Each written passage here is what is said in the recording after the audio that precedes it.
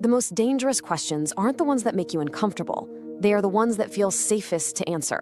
We generally assume that deep talks are the foundation of trust. But in some high-pressure dynamics, your own honesty can be turned into a timed explosive, one that's designed to detonate months after the conversation even ends. So why does sharing your rules for life today make it almost impossible to defend your boundaries tomorrow? This is the core paradox of what we're calling conversational landmines. That moment your desire to be known is used to build a dossier for your own future containment. So let's really dig into this paradox. It's a deeply unsettling idea, isn't it? Because it gets right to the heart of how we build relationships, vulnerability. We're all taught that sharing our inner world, well, that's how we connect. But what we're going to look at here is a very specific, observable pattern where that instinct gets hijacked. It's all about how our brains can be nudged into misinterpreting an informational audit as some kind of soul-level connection, turning our own vulnerability into a future mechanism of control. So how does this actually happen? It all starts with what feels like genuine interest. The questions are about your past, your values, your deepest beliefs. They feel totally safe, maybe even flattering. You feel seen, you feel understood, but underneath the surface, something else is going on.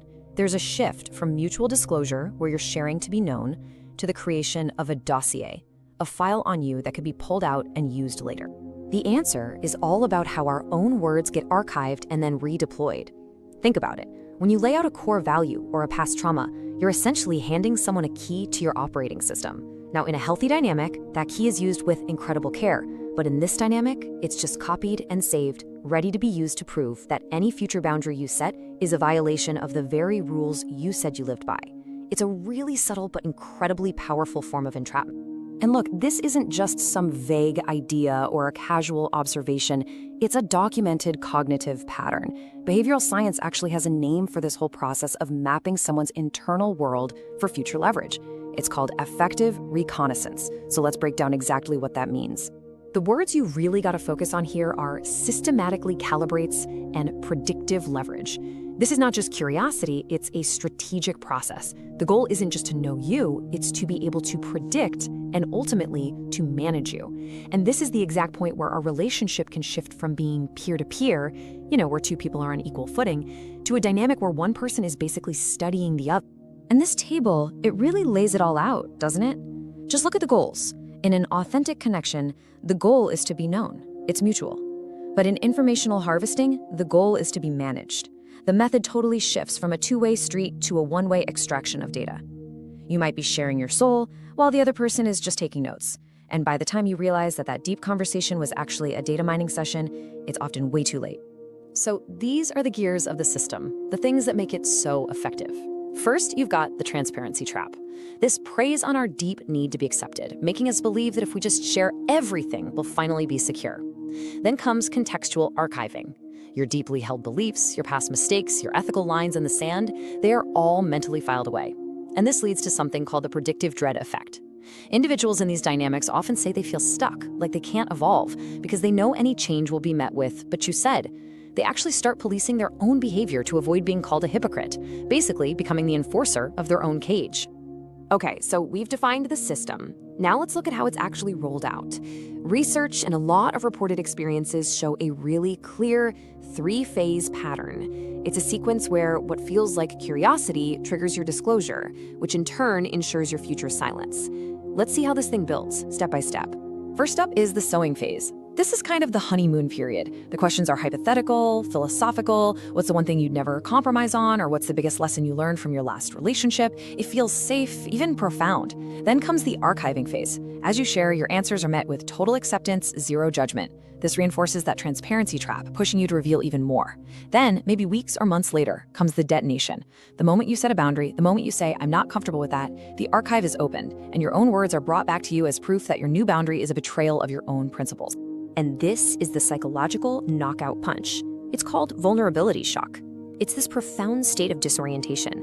Your brain is literally struggling to reconcile the person who created a safe space for your story with the person now using that very same story as a weapon.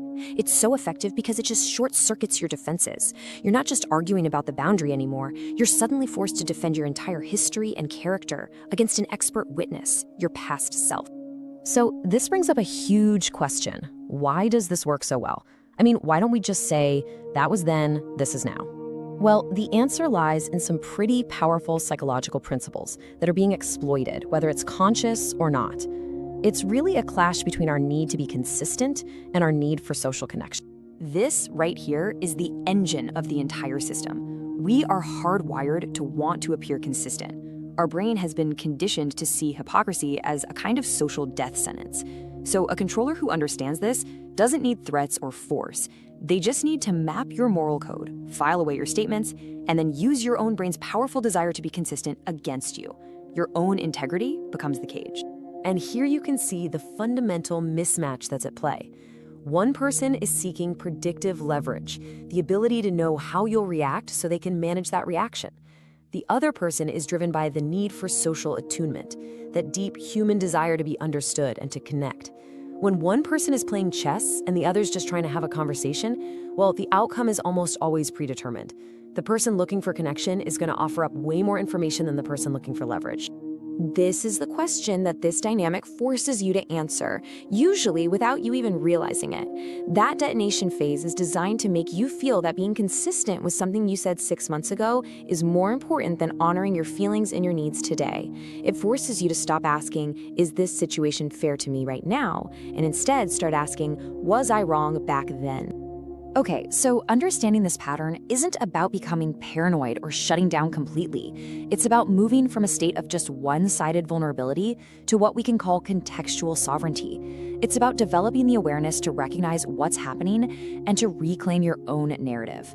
The tools here aren't about confrontation. They're all about internal recognition and reframing. The first and maybe the most powerful tool is a simple internal check-in. In a healthy conversation, there's a natural give and take.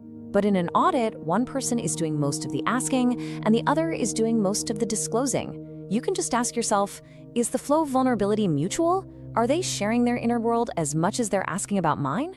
Simply asking the question, is this a conversation or is this an audit, can be enough to break the spell and see the dynamic for what it really is. And this brings us to the principles of owning your own context. First, learn to just label the weaponization of memory when you see it happening. Second, and this is so important, you have to internalize that your past self is not a witness testifying against you. They are just a younger version of you with less information. Your history is a reference point that gives you data, not an anchor that holds you in place. You have the fundamental right to evolve beyond old statements. You do not owe anyone a static, unchanging identity just for their own comfort or control. So what do we take away from all this? If these conversational landmines are planted in the soil of our desire to be known, then the antidote is to cultivate a fierce belief in our right to evolve. It's all about shifting our primary allegiance from our past declarations to our present reality. And this is the core reframe. Sharing your truth, your story, your vulnerability. That is a gift you choose to give someone. It is not a contract. It is not a leash that they get to hold, pulling you back every single time you try to move forward. The whole cycle of affective reconnaissance is broken the moment you realize this. Your mind is your own private territory, and awareness is the key to making sure no one's data harvesting becomes a cage for your autonomy. And that's it. That's the ultimate permission you need to give yourself. You are allowed to change. Your experiences, your insights, your needs, they're all valid. Even if they contradict something you said or believed a year ago, you have the right to grow past who you were when we first met.